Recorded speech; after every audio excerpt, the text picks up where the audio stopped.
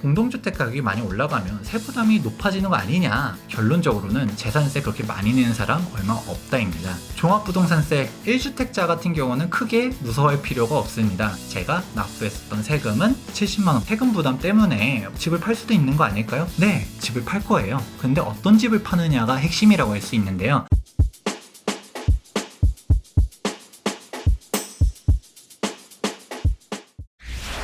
안녕하세요. 당신의 부동산 주치 김재경 소장입니다. 오늘 이렇게 자리를 한 이유는 여러분들이 정말 많이 물어보는 부분에 대해서 이야기하기 위해 이렇게 앉았습니다. 요즘 가장 많이 이야기 나오는 부분들이 뭘까요? 당장 코로나 사태도 있을 수 있고요. 그리고 또 공동주택 가격 인상에 대한 얘기들도 있습니다. 그래서 특별하게 편성했습니다. 이 시국 시리즈. 앞으로 부동산 가격이 어떻게 될 것인가, 이 시국에 대한 현황 한번 짚어보도록 하겠습니다. 그럼 가장 첫 번째는 공동주택 가격 인상에 대해서 이야기해볼까 합니다. 2020년 3월 18일 공동주택 가격 인상안이 국토교통부에서 발표가 되었었는데요. 한번 그 내용을 보도록 할까요? 전국 도표인데요. 기본적으로는 하락한 데들이 파란색으로 뜨게 되죠.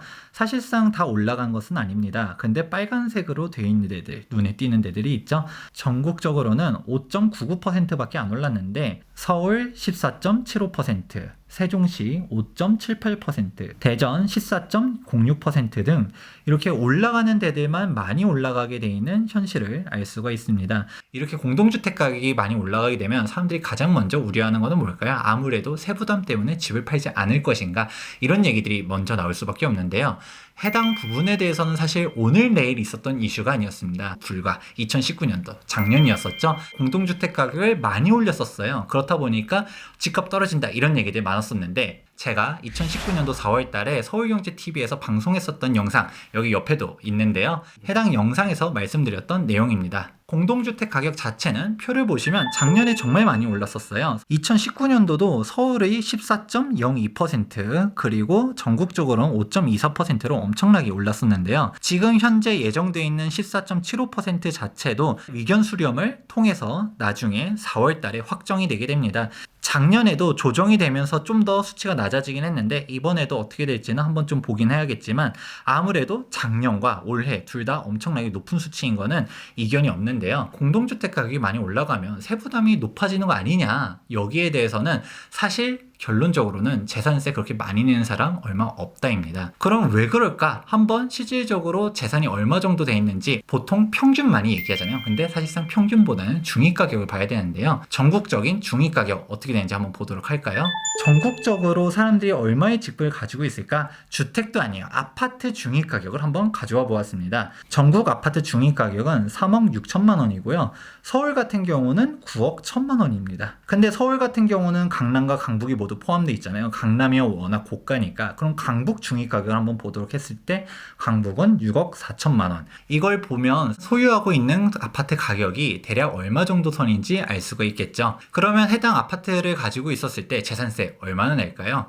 한번 시뮬레이션을 돌려본 값을 한번 보도록 하겠습니다. 매매 가격이 5억, 7억, 10억, 14억을 샘플로 해서 가져와 보았는데요. 공시 가격은 시세 대비 60에서 70%로 반영되어 있다 보니까 실질적인 공시 가격이라든지 이런 부분이 차이가 날 수 있지만, 대략적으로 매매 가격이 5억이다. 그럼 공시 가격은 3억 정도 될 거고요. 이때 나오는 재산세 60만 원도 안 냅니다. 그러면 10억짜리를 가지고 있으면 얼마나 낼까요? 우리가 매매 가격 10억 하면 엄청 높을 것 같지만 공시 가격을 따지면 한 7억 정도 될 거고요. 이때 나오는 재산세 200만 원도 안 내게 되는 것이죠. 우리가 고가주택 기준이 공시 가격 9억인데 이때 납부하는 재산세가 260만 원입니다. 그러면 진짜 초고가 아파트를 가지고 있지 않는 한 우리가 보통 일반적인 주택을 가지고 있었을 때 재산세 어느 정도 선으로 낼 것인가 알 수 있을 것이고요. 그럼 여기서 10몇 % 올랐을 때 재산세가 과연 몇백만 원씩 올라갈 것인가? 그렇지 않죠. 해봤자 몇만 원 안 올라가는 사람들, 몇십만 원 안 올라가는 사람들이 대부분일 것입니다. 물론 이 재산세가 몇십만 원이라도 올라가는 거가 억울하죠. 세금을 한 푼이라도 더 내는 거는 정말 마음 아픈 일입니다. 하지만 이 몇십만 원 때문에 집을 팔 사람들이 그렇게 엄청나게 쏟아질 것인가? 이 부분에 대해서는 좀 다르게 생각해 볼 필요성이 있는데요. 그러면 한마디 더 하실 수가 있어요. 재산세가 끝이 아니다. 진짜 강력한 거는 종합부동산세다. 일명 종부세, 엄청나게 얘기들이 많이 나오고 있죠. 바로 12.16 대책 때도 종부세율을 갖다가 보다 인상시키는 등 강화적인 대책들이 계속적으로 나오고 있는데요. 그건 종부세 과연 얼마나 낼까요? 바로 현실은 1주택자들은 크게 영향이 없다입니다. 그러면 1세대 1주택자 같은 경우는 세금이 어떻게 결정이 되느냐? 9억을 공제해 줍니다. 종합부동산세 1주택자 같은 경우는 크게 무서워할 필요가 없습니다. 이유를 한번 보도록 할게요. 실질적인 사례예요. 바로 제가 표본인데요.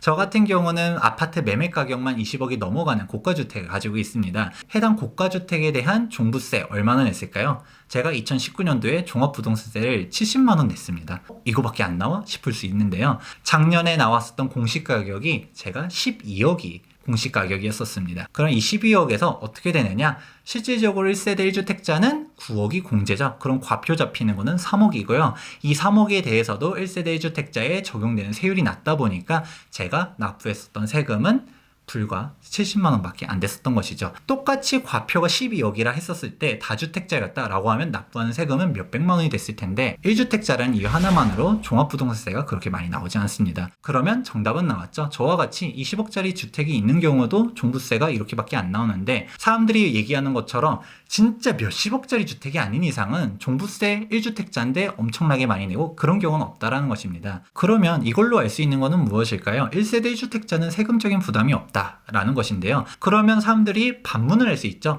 다주택자는 그러면 세금 폭탄 아니야? 네, 맞습니다. 다주택자는 종부세를 적게는 몇백만 원부터 많게는 1,000만 원 넘게도 나올 수가 있는데요. 그러면 이렇게 되다 보면 세금 부담 때문에 집을 팔 수도 있는 거 아닐까요? 네, 집을 팔 거예요. 근데 어떤 집을 파느냐가 핵심이라고 할 수 있는데요. 제가 2020년도 경기 전망 영상을 찍을 때도 해당 부분이 키포인트로 얘기했었습니다. 제가 2020년도 경기 전망을 했을 때 가장 중요하게 얘기했었던 큰 키워드 2가지 중 하나가 바로 다주택자 규제 강화였습니다. 이렇게 주택 수에 따른 세금적인 강화가 엄청나게 나타나고 있는데요. 방금 전에 얘기했었던 종합부동산세뿐만 아니라 소득세, 양도소득세 등 어마어마한 세금적인 페널티가 나타나고 있죠. 그러면 우리는 어떻게 될까요? 지금 종부세만 하더라도 조정 대상 지역 내 2주택자 그리고 전국적으로 3주택자는 세금이 가산세가 더 붙어요. 그렇다 보니까 사람들이 생각했을 때 내가 집이 한 채 고가주택이 있는데 지방에 매매 가격은 별로 안 하지만 주택이 하나 더 있어요. 그럼 얘 때문에 세금이 엄청나게 많이 나오는 거예요.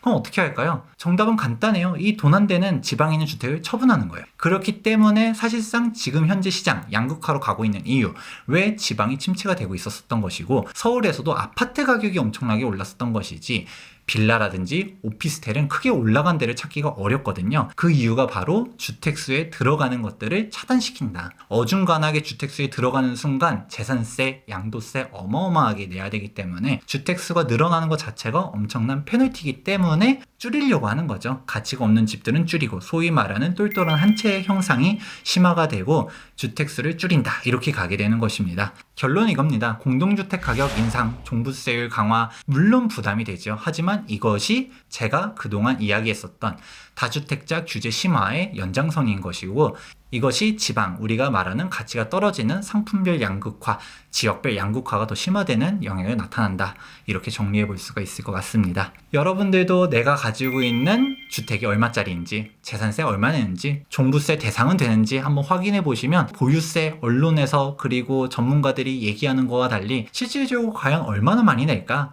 그리고 이번에 2020년도 얼마나 더 늘어나는가 계산해보면 몇십만 원 때문에 집을 팔 것인가에 대해서는 사실 또 의문이 될 수 있습니다. 물론 집을 판다면 다주택자들이 세금 부담이 클 것이고요.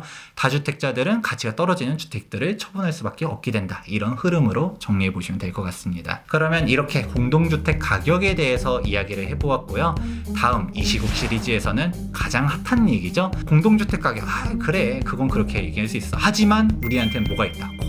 코로나 때문에 부동산 가격이 떨어질 수 있다 이렇게 얘기하는 사람들이 많은데요. 이 부분에 대해서는 2부에서 이야기해 보도록 하겠습니다. 지금까지 김재경 소장이었고요. 도움이 되셨다면 좋아요와 구독 버튼 눌러주시기 바랍니다. 다음 편에서 더 좋은 내용으로 찾아뵙도록 하겠습니다. 감사합니다.